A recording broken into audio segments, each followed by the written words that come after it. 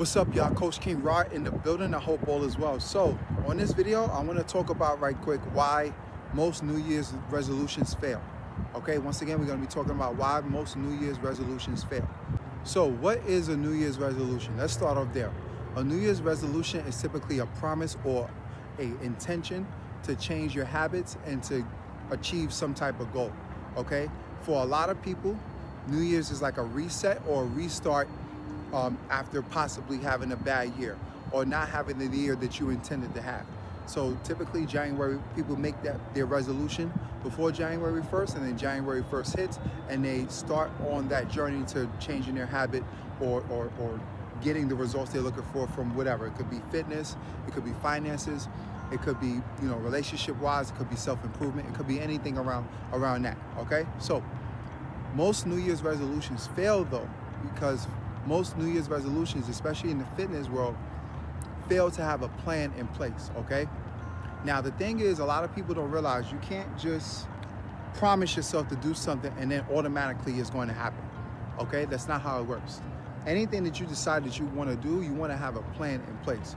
You want to have a plan of action in place. I could be better at this as well. When it comes to fitness, I can pretty much do it. But when it comes to other areas, sometimes I have a hard time doing it, especially when it even comes to me posting this video on social media, YouTube or anywhere like that.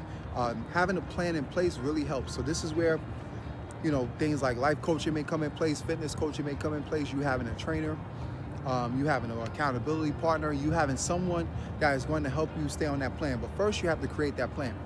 Most people go into the gym, they try to go gun-ho.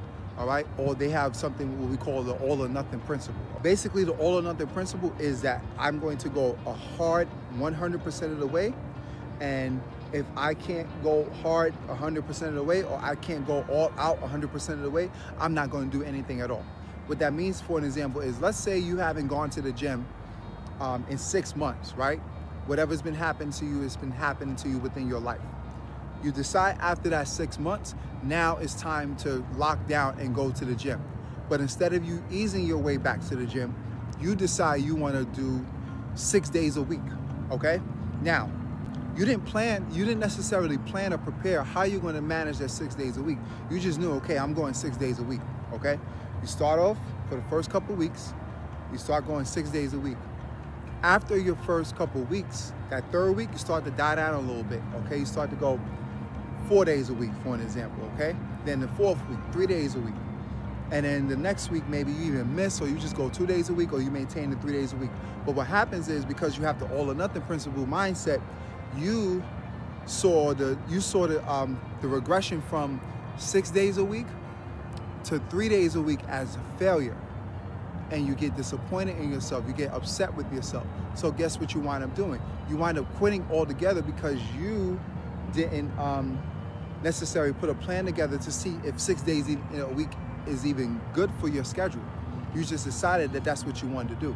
So how you could change this is, instead of an inconsistent 6 days a week for 3 weeks, why don't we do inconsistent, I think I said it earlier, inconsistent 6 days a week for 2 to 4 weeks.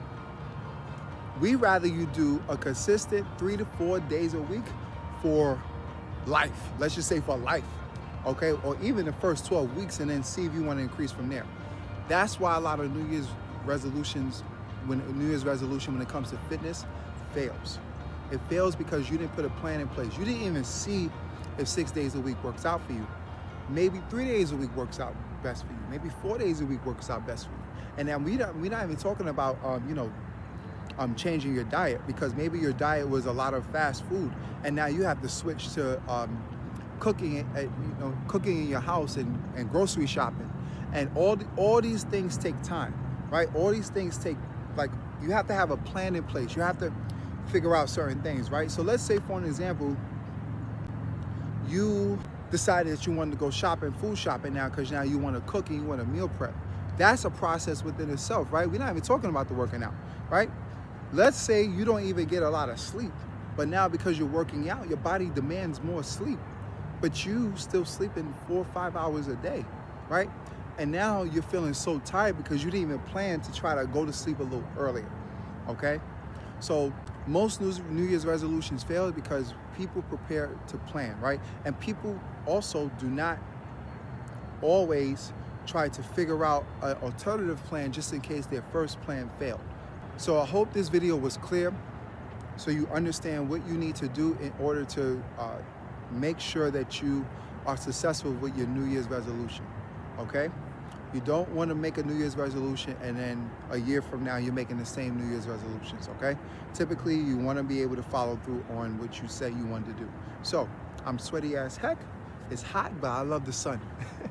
So, folks, if you are looking for a plan, if you're looking for a way for you to create these plans, I have 3 resources for you that you can use. I have 2 workout programs that I'll leave either in the link in my bio on Instagram or Facebook, or I'll leave it in the comment section on YouTube, Facebook, wherever I gotta leave it at, okay? So I have 2 workout programs that you can download for free. And also, I have my book that I wrote called Strategies for Better Weight Management, okay? It talks about some of the steps and how you can create those steps, how you can make those steps into an action, how you can create that plan in order to get the results you're looking for so that you are not lacking when it comes to your New Year's resolutions, okay? Any questions, any comments that you have, please leave them below, and I hope to talk to y'all soon. Later.